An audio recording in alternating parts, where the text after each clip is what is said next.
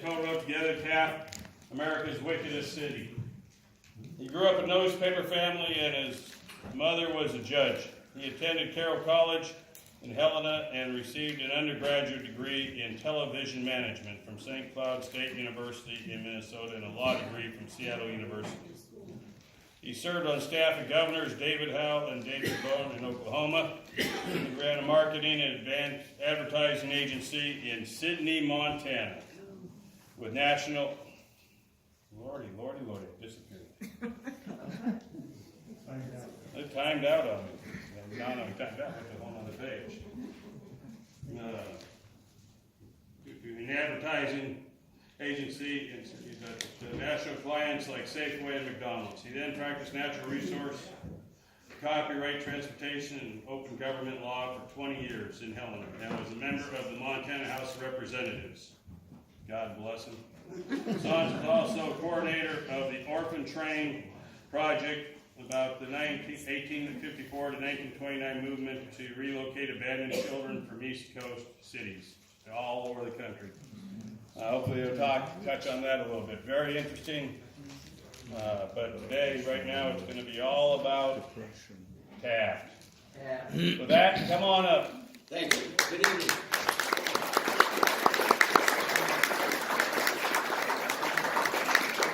I want to thank Ed for dinner, and as far as the legislature, this poor man does not know what he's getting into. Like I said, that was so extreme. This evening we're going to talk about, literally, America's Wickedest City, Taft, Montana. And with me this evening is Erica Shearing.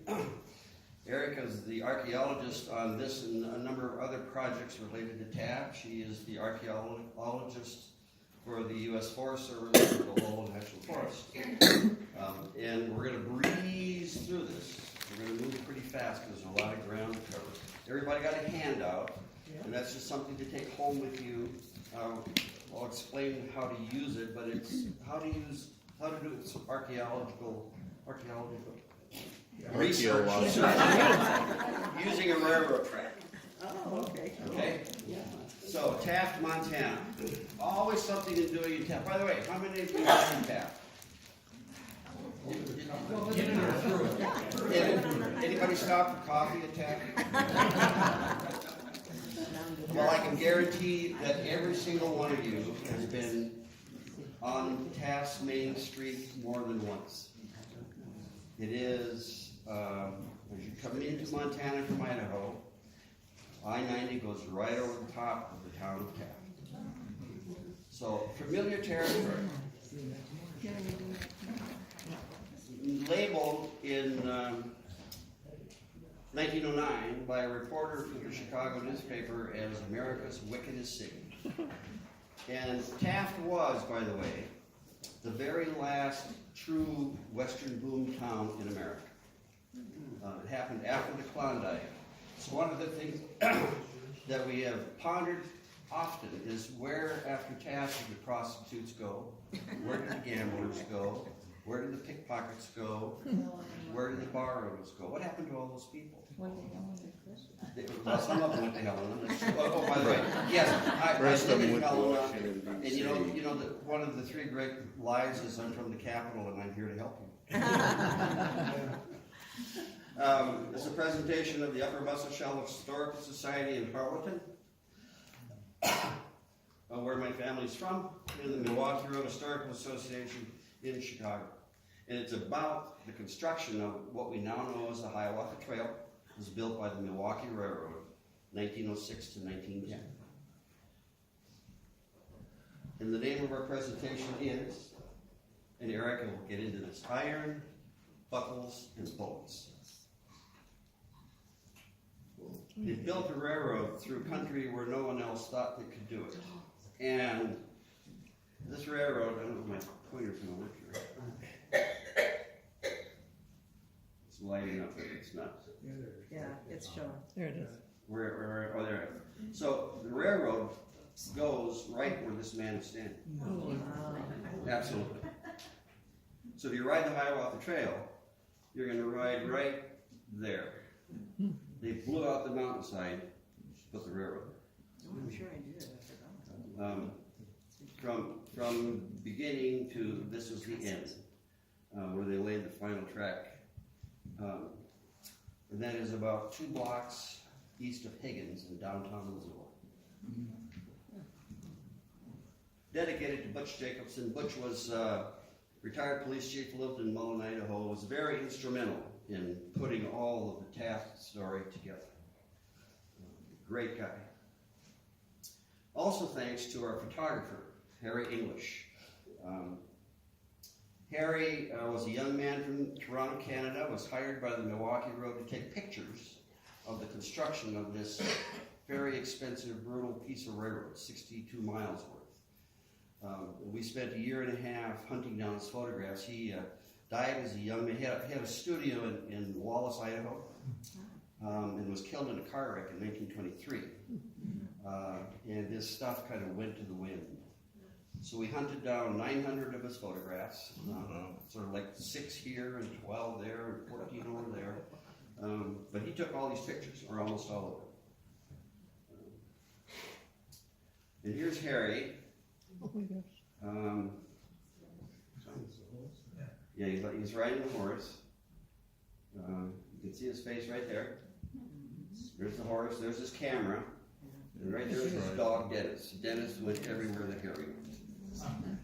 And actually, I'm going to swing back here a little bit if I can, so I can see the screen there. Harry used Harry used a Primo 1 camera, which was a 3x5 wet plate film camera. New at the time. And exactly where's Taft? Well, it's kind of, I'm trying to find my pointer here. I'll just go up there, it's easier. So Missoula to Superior, the Northern Pacific Railroad is in red, and it ran along what is now I-90. And in 1901, the Northern Pacific had a branch line that ran from Missoula, Montana to Wallace, Idaho. And when the Milwaukee Road started building, Milwaukee's in yellow, follows right along until it gets to Saltese. Then the Milwaukee turned south down to Avery, Idaho, and went on the south side of Coeur d'Alene Lake rather than on the north side of the lake. Okay? So it's important to kind of keep this in mind. Taft is where it says, and there was a Forest Service, well, it wasn't a Forest Service road, it was dug by hand, 2 miles of road from the siding at Taft on the Northern Pacific to East Portal, which is if you ride the Hiawatha Trail, that's where you get on. But that was the closest point on the Milwaukee Road during the construction period. Taft was born to die. It really was. It was founded by booze peddlers. The town itself was on Northern Pacific Railroad property. And the camp was set up where the railroad, where the Reedy Creek enters the St. Regis River. Because the Milwaukee Road used the Northern Pacific to bring its supplies, etc., for its construction to Taft, and then 2 miles by wagon south. Here's a photograph of Taft. Only 3 houses in town. And they were up in the upper left-hand corner. You see the building in the upper left-hand corner, which is like a 2-story building. That was the hospital. That was built by the railroad, 75-bed hospital. There was never a school at Taft. Never had any more than 30 residents other than the 500 prostitutes who lived there permanently. Never a church, and usually 30 to 35 to 40 saloons operating at any given time. Another shot of Taft, Montana. And one of the things that's interesting, there were a number of ethnic groups of men that came and worked in the Taft area. And see about in the middle, it says TIVO. Yeah. That's the Tivoli Theater. Anybody heard of the Tivoli amusement park? No. It's the 5th largest amusement park in the world. It's in Copenhagen, Denmark. Oh. It still exists. So that's where the Scandinavians gathered to do their carousing and drinking and visiting with each other. The depot, the Northern Pacific Depot in Taft, is this building right here, just a converted boxcar. And the NP made millions and millions and millions of dollars off the Milwaukee unloading and loading freight at Taft. In the main line, the NP runs right here. And on this side of it, were all the offices and stuff for the Milwaukee Road. This is called Saloon Town. This is called Powerhouse Town. So this is Uptown Saloon Town in Taft, Montana.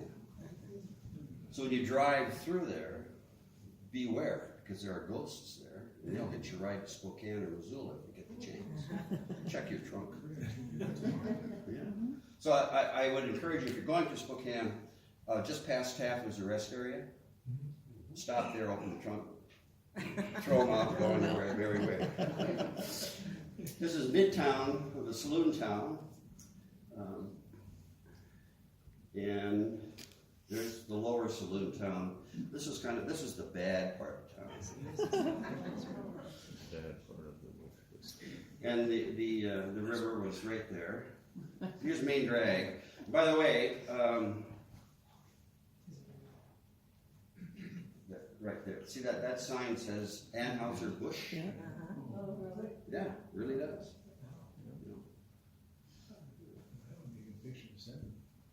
June 1908. Holy yeah. Snow at Taft. In the spring, after the snow melted, they found 17 bodies laying behind the bars and in the streets. No, he's sitting on a snowbank. Oh, okay. Yeah, that's not a ledge, that's just a snow pile. Jesus, weird.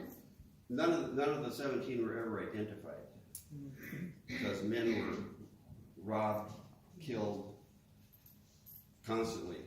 Highest murder rate in the country by far. But this is June. This is not February.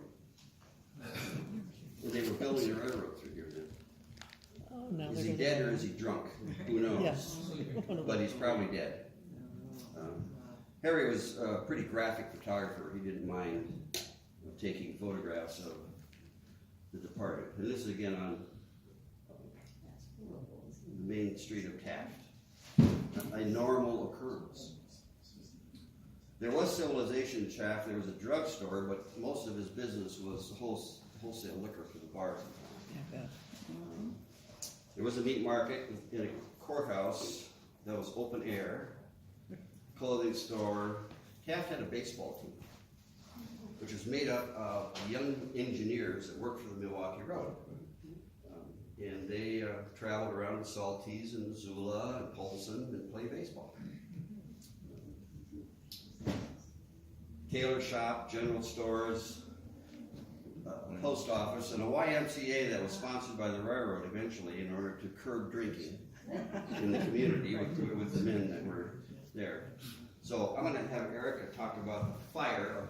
You want to talk about the fires at that? Well, just read the screen. All right. Well, this is how John's treated me our whole relationship. It's been nothing but surprises, and I never know actually what's going to happen. I haven't seen this presentation yet, so that's how this goes. But she volunteered. It's all good. It's all good. So Taft's first fire was November 11th, 1908, and I'm thinking, was this the one is this the one with the prostitute? Yeah, this is the one with the prostitute. She had an unruly customer, and so she decided to get rid of him, and at the same time, when she got rid of his body, she ended up getting rid of the rest of the buildings along with it. So that's one way to temper down some bad business with the soil doves that were in there. And what was interesting with some of these, when the saloons burned down, well, those workers, they really didn't want to go without their alcohol, so they built, like the very next week, all those saloons were back up. They had them. They weren't going to go very long without being able to lose their money, and that was quickly made.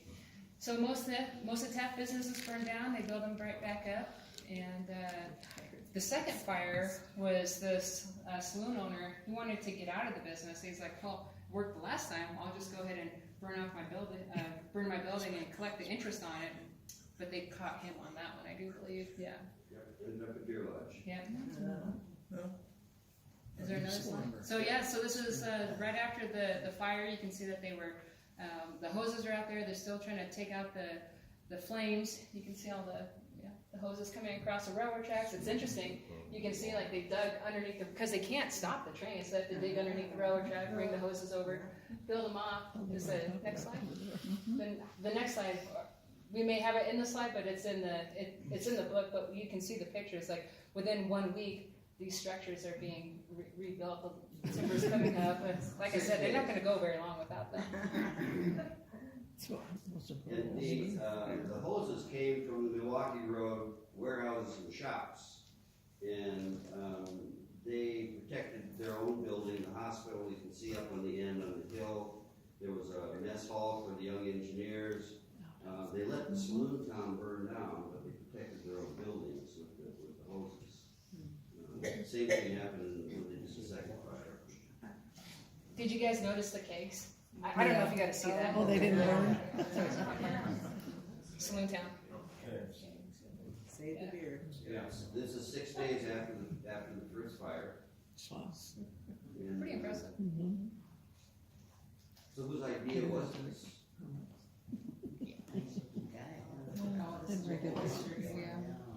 You love politics. I love politics. William Rockefeller, brother of John D. Rockefeller, was responsible for Taft, Montana. William Rockefeller owned the Anaconda Copper Company in 1905. He also owned the Milwaukee Railroad, which ran from Chicago to the Missouri River in South Dakota and to St. Paul. And at that time, it was the most profitable railroad in America. He got into an argument with J.P. Morgan, who was the financier of James Hill, who built the Great Northern Railroad here. And through a series of consolidations, Mr. Hill ended up owning all the railroads in Montana. And he was charging William Rockefeller a fortune to ship the 600-pound copper anodes from Anaconda to Great Falls to the reduction plant that Rockefeller owned there. So Mr. Rockefeller decided, and so when Hill obviously owned the Great Northern, then he got control of the Northern Pacific, and he promptly raised the rates on the anodes from Anaconda to Great Falls by 4,000%. Oh my gosh. And Mr. Rockefeller decided that that was not going to happen. So they extended the Milwaukee Road from the Missouri River in South Dakota to Tacoma and Seattle. And division point in Harleton, branch line to Lewistown, which continued on to Great Falls. So Mr. Rockefeller could move his copper from Anaconda to Great Falls on his own bloody railroad. He spent to build this extension in 3.5 years. By the way, they didn't do railhead stuff, you know, like we see in the movies where they're building tracks toward each other. He chopped it all up and built pieces all at the same time. He spent in today's money in 3 years $7.8 billion to build the extension from Missouri River to Tacoma. The entire Montana state budget for this year is $7.1 billion. Just to give you an idea of how much money was involved. And money meant nothing, because he was going to take down his enemy, J.P. Morgan. The Milwaukee Road served every major community in Montana except Kalispell and Helena. It was the only transcontinental railroad that ran through Montana. Hill's railroads ran from Seattle to St. Paul, where they stopped. Milwaukee Road ran from Seattle to Chicago and on to Louisville, Kentucky. This is Power Town. So the Saloon Town is right up here. See it right in here? Mm-hmm. Between those buildings and these buildings is the Northern Pacific branch line. Yeah, so they built warehouses.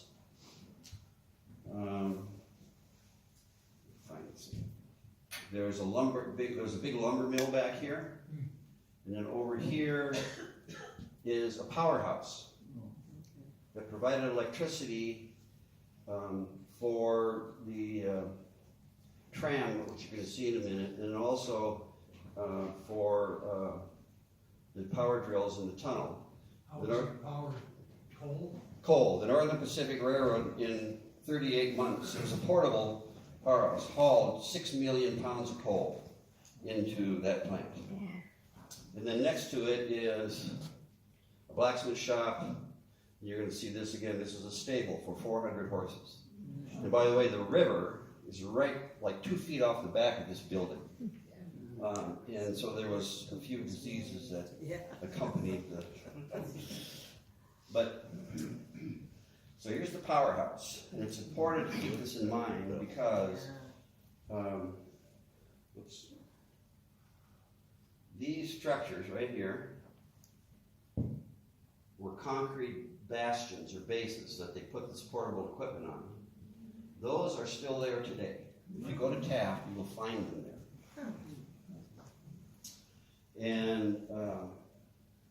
And all of the coal, like I said, came in on the NP and then was wagoned in here. Taft, by the way, had electric lights before anybody else pretty much in Montana did because they had the powerhouse there. So they sold power to all the saloons in town. Of course.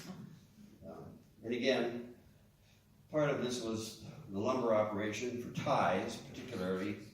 The bigger timbers they used for trestles were imported from Washington and Oregon because Montana did not grow trees big enough to turn them into. So this is a shot of Taft in the wintertime. And here's the powerhouse right here. Here's the stable. The rail line is right here, and this is the back side. This is taken from the north side of Taft looking down on the town. Many entrepreneurs, we'll call them that to be kind, came to Taft to make a fortune, and one of them was a guy named Jay Carr.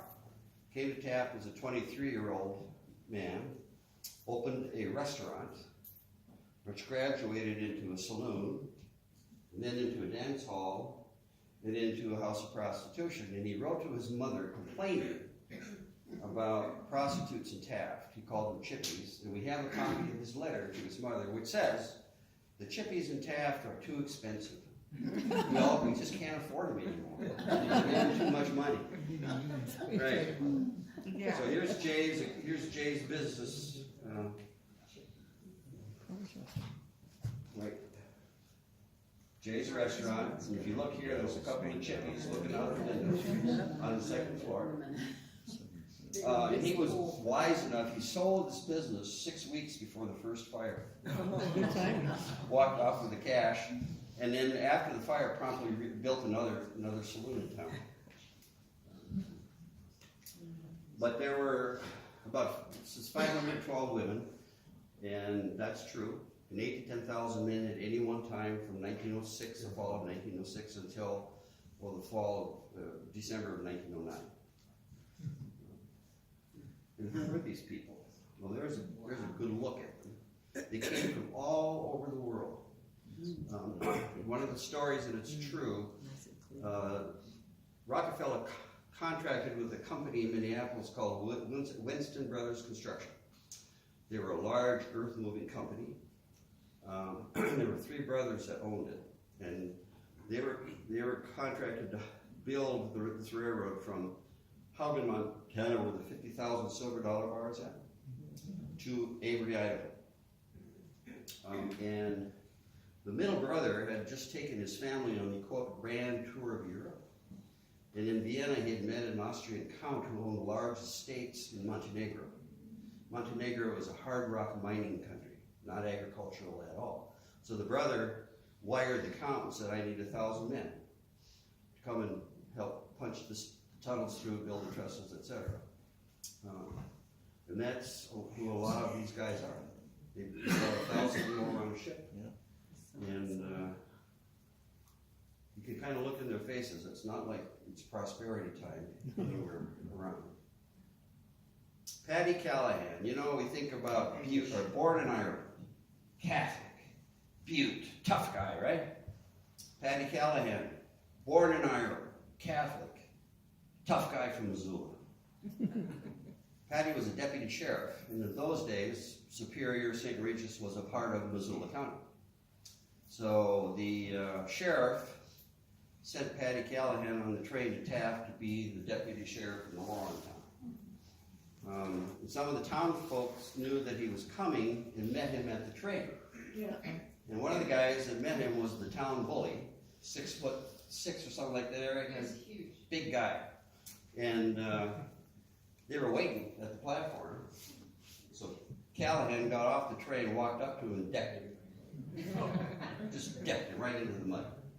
And he said, "The law is here."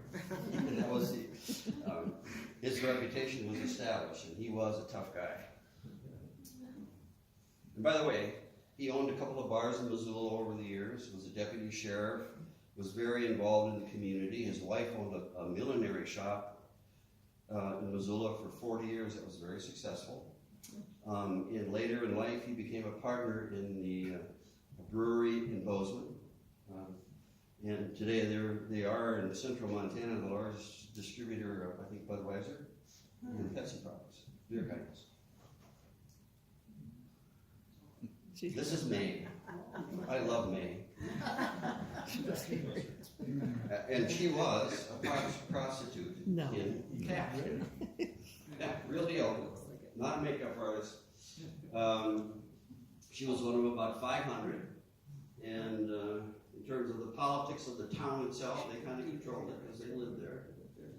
And if you read the bottom, the executive director of the Bitterroot County Historical Society, that's your comment. Yes, she could derail a train with her looks. Here are some of May's compatriots. All three prostitutes. And by the way, that is a bottle of Pabst Blue Ribbon beer.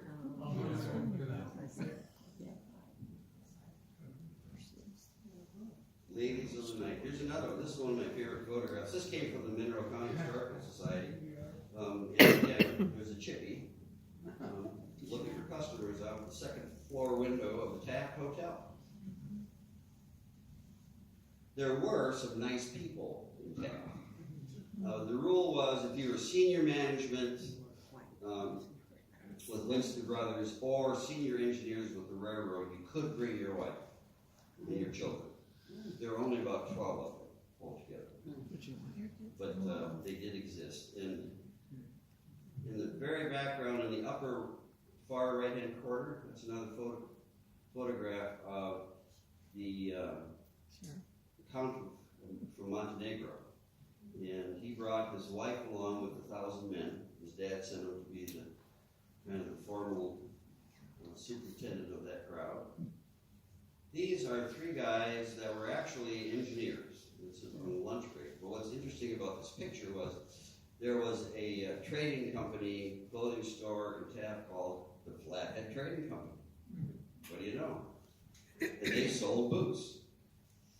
And they had shills that they paid to run around town saying you need to buy boots at Flathead because of the rattlesnakes here. So if you look at the boots, of course, they're all high ankle, high tie boots. And there wasn't a rattlesnake within 300 miles of town. 200 miles. At any rate, there weren't any rattlesnakes there at the time. And of course, there was lots of carousing going on. So here we got, one guy with his gun out, another one sitting with his back to you, and the card that's under the table is the fifth ace. And then the guy on the right, he's ready to pull his too. Obviously staged, but says a lot about what Taft is all about. 24 hours a day, 7 days a week. Nice. This is a picture of a typical bar in Taft. And by the way, on the Idaho side, there was a place called Grand Forks, which was not as large as Taft, but was there. We colorized this photograph, and the flag hanging above the bar is German. So this was a German bar. So Bavarians and other gentlemen from Germany, this is where they would gather. And if you look down in the lower right-hand corner, you'll see Garden City Brewing Company. And on the shelf below there's top row bottles, second row bottles. Next shelf down, there's actually a box of Arm & Hammer baking soda, yellow, just like it is today. But this is my favorite. This is a blow up of that photograph. Love the bartender. Like what? Love the bartender. Of course, the guy standing next to him, he's got his hand over his face. But if you look at the far left photograph here, who's there? What do you see? A lady. There's a woman, and she sure as heck is not looking at the camera. But this was pretty typical of life at Taft. And these, again, these are more guys that lived and worked there. Safety, by the way, meant nothing. You look at the photos that are coming, there's no safety gear, there's no ropes, there's no nothing. The guys, they then lived in camps. So this is the camp that was at East Portal, down on the creek. I think there were 300 guys that lived here. And if you look, at the cabin in the lower left, you'll see the laundry hanging out on the line. And then above the cabin roofs, there's actually a road. And that road was dug by hand, goes to the top of the mountain. And then there's a couple of towers you'll see. And the railroad built a tram system that went from the bottom of the mountain here at East Portal to the top of the mountain, so that in the wintertime they could get supplies up and over into Idaho. And of course, one of the things about having 10,000 workers, you gotta house them, but you also have to feed them. And these young men were cooks and dishwashers, and they were as important as the guys that were laying the rails, as to say. And the average pay, by the way, for workers at Taft was $3 a day. And if you were a coyote or a dynamite man, you got $3.25 a day. If you're a teamster, you got $2.60 a day.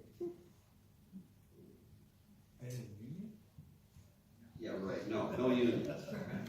It's interesting though. The railroads themselves, including Milwaukee, were very unionized by this time. But none of these guys were unionized.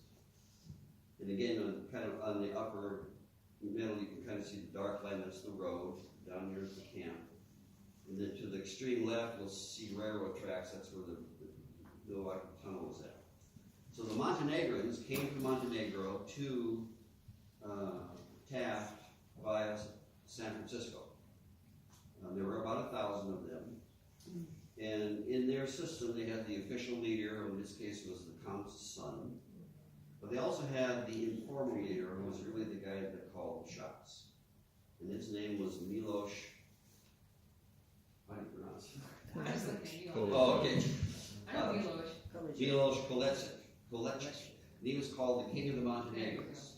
And in their society, the king would be a janitor or a dishwasher, somebody like that didn't have a very demanding job because he was informally in charge of the guys.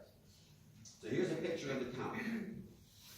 And the woman to the left is his wife, and that's their cabin in the back. And they probably viewed living in the rough in Montana as an exciting adventure, away from the waltz halls and concert halls of Vienna.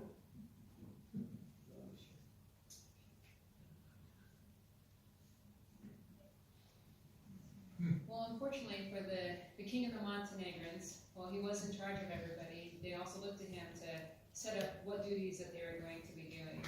And this is the tale of the gunfight. Reddy Hayes was a foreman who was trying to tell the king of the Montenegrins what needed to be done. Unfortunately, Reddy thought that the king of the Montenegrins was getting ready to pull his gun, and he said that he shot his gun first and killed the king of the Montenegrins. Well, there's 1,000 men that looked up to that guy as their leader, the one that truly advised them how to take care of their money, go to the bank and take care of all of their stuff. And this guy, some random guy, just shot their king. So Reddy Hayes flees down the road, getting to Taft, runs into Patty McConaughey, the sheriff, and he's like, I just shot the king of the Montenegrins. Patty throws him on one of those little speed wagons, how they pump it up and down, throws him on that thing. They haul down to Saltese where they can try to get onto a train to get out of Taft, Montana. This was October 16th. Yeah. October 16th is when this happened, when Reddy killed the king of the Montenegrins. In Missoula, during the trial, they went through the trial and they said, well, was the king any more aggressive than anyone else? Was he hard to deal with? And he's like, no, not any harder than anyone else for people who don't speak English as their first language. But it was just a miscommunication. So Reddy was acquitted and said, just don't go back there. So that's October 16th of 1907. Well, so July comes around, he's been working around Missoula, he decides that he wants to go back to Taft. Oh, pardon me, I always do this, I do it every time, sorry about that. When they went to bury the king of the Montenegrins, he was their king, and so the 1,000 men, they dressed up in town and they buried their king. They took him to the cemetery, and they said, in the newspaper they wrote that the men dressed in their best, and they all had a great procession and buried their king high up on the hill.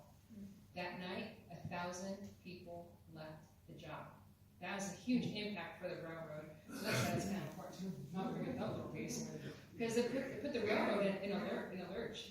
Most of the muckers, the coyotes that John was talking about, the people that knew how to blast inside a mountain and not die were the Montenegrins. And so they left that night after they buried the king. They said they up and vanished.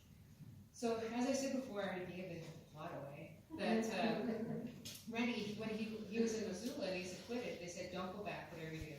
He was like, all right. So 9 months later, he decides, like, it's fine, I'll go back. He heads up on July 3rd of 1908, and he never sees the 4th of July.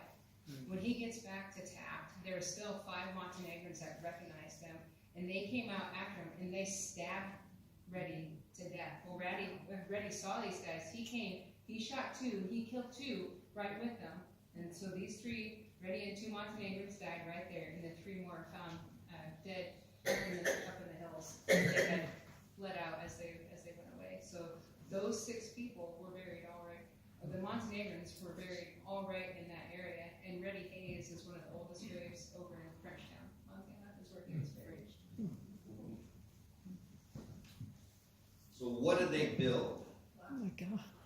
They built the most expensive section of railroad built in the United States. Approximately 60 miles. And if you look at these guys, they not only dug into the earth, they flew over the top of it. Because they had to run trestles and viaducts over valleys. And so they'd run a cable by hand from one side of the valley to the other, tighten it up, and then they would use this system to move in materials from one side of the valley to the other as they were building the trestle of the viaduct. And again, 20 tunnels, 2 viaducts, 250 feet high, 37.8 miles of 1.7% grade, dozens of trestles, curves as tight as 10 degrees. So if you ride the Hiawatha Trail, you take that little road 2 miles from the Taft turnoff up to Eastport over the tunnel, get on a bike, and about the first half mile is about a 1.7 degree grade uphill. You hit the peak of the mountain inside the tunnel, and from there it's 15 miles downhill to Pearson, and you can literally coast the entire route. And then at the bottom, there's a bus that picks you up and takes you back up to the top. Wow.